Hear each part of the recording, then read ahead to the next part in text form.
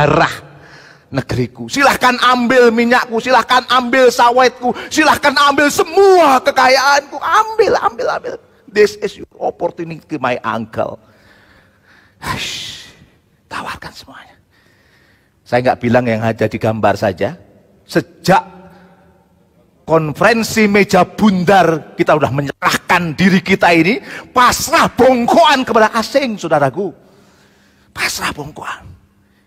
Lanjut 67, habis semua. Lanjut berikutnya, semakin habis. Inilah dunia kita hari ini. Dan muncullah kelompok seperti ini akhir-akhir ini. Pemerintah melayani oligark. Apa sih oligark itu, Pak Agung? Segelintir kalangan yang memiliki material power, memiliki kekayaan besar, dan mereka menguasai sumber daya tadi. Pemerintah melayani mereka. Sedangkan rakyat gimana? Melongoh. Itu dimakan, itu diminum, padahal ini tanah kita, ini air kita. Ini yang terjadi. Bohongan Pak Agung, nggak begitulah.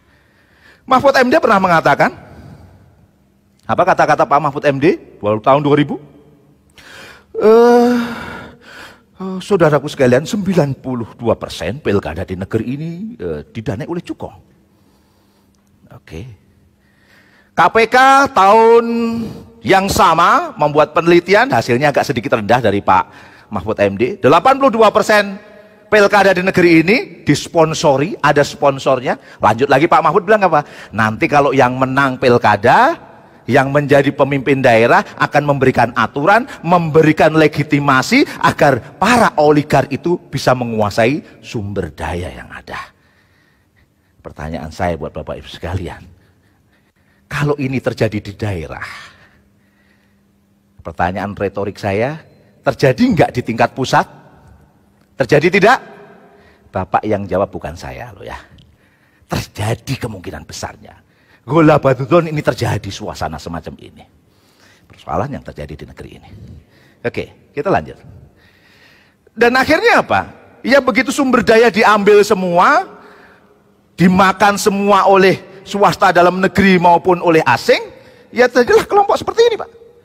Ada kelompok 1% dan ada kelompok yang disebut 99%. Kelompok elitis tadi yang menguasai sumber daya negeri ini kelompok 1%. Mereka kaya.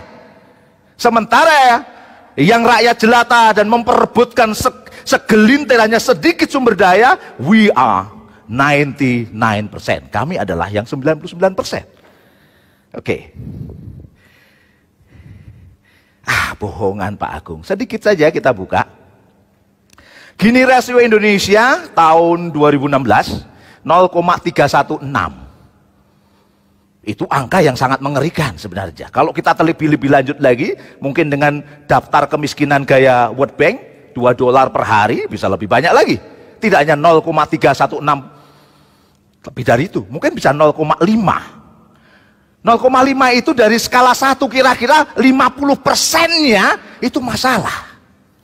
Kalau kita bicara lahan, indeks rasio kepemilikan lahan kita itu 0,72. Maknanya apa Pak Agung? 1% orang itu menguasai 72% lahan.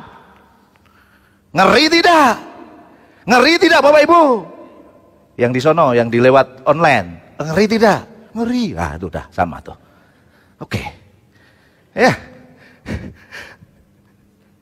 Luar biasa Pak ini. Kalau kita baca demikian adanya kelompok 1% itu. Aku mau ngomong apa kira-kira sekarang ini? Dan kenyataan